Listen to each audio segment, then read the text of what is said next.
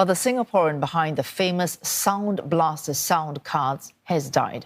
Sim Wong Hoo, who founded pioneering local tech company Creative Technology in 1981, died on Wednesday at the age of 67. The company's board of directors said this in a Singapore Exchange filing this morning. Creative Technology was also one of the earliest companies in the world to develop portable digital music players at the turn of the century. In 2019, then Finance Minister Heng Swee Keat lauded Mr. Sim for his continued spirit of entrepreneurship. Creative has appointed its lead independent non-executive director, Lee Keng Nam, as acting chairman.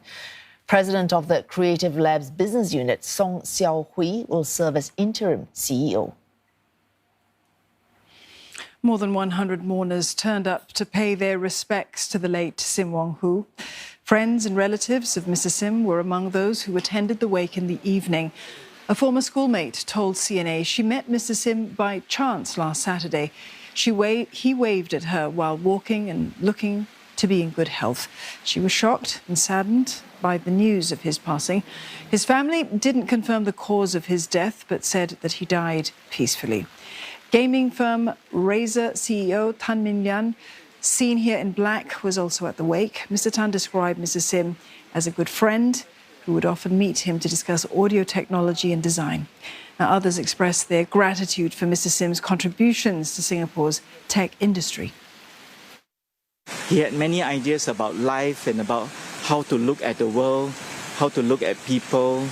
And I think he had a strong sense of ethics, and a strong sense of purpose.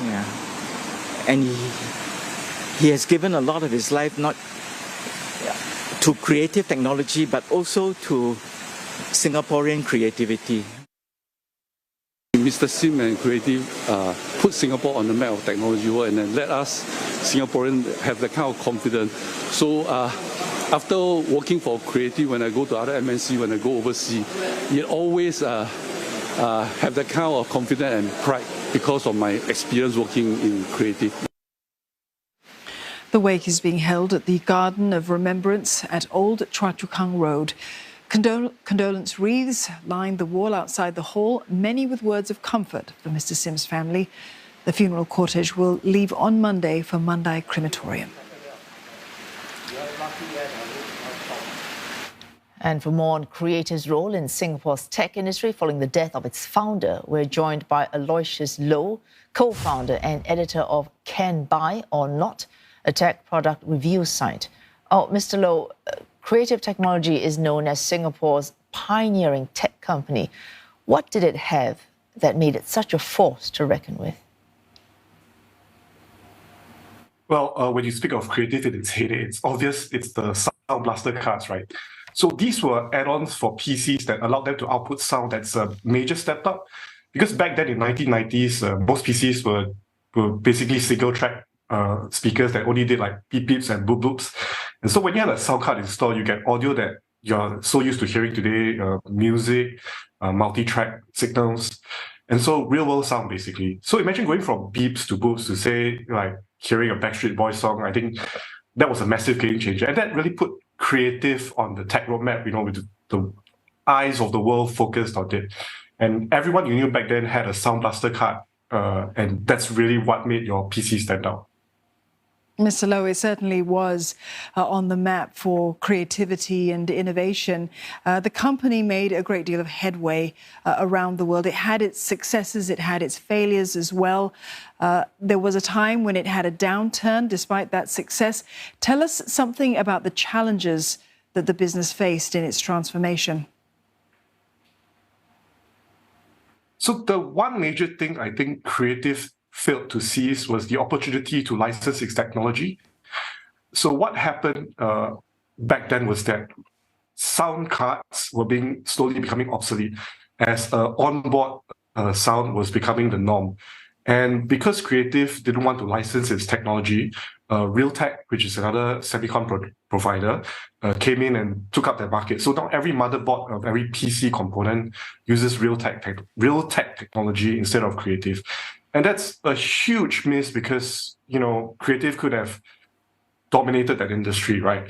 But as you look back now, hindsight is 2020. So there's also the CD-ROM business where they lost 100 million, I think, back in 1995. But they got out quick and they managed to cut their losses. They did do the right thing by moving into the MP3 business. Digital music players are the norm now, mostly on your phones. So luckily, they also managed to get a nice package from Apple when they sued Apple, and Apple settled for 100 million. So that helped them tide over their lean years. And if you look at their history, they also not only did sound technology, they also started making their own processors using ARM technology. And those are the chips that we find in our phones today. And they also made tablets for China's educational system. I personally consider these last two bits questionable. I'm not too sure if they have paid off, or only Creative knows, and I don't think they've talked about those business much.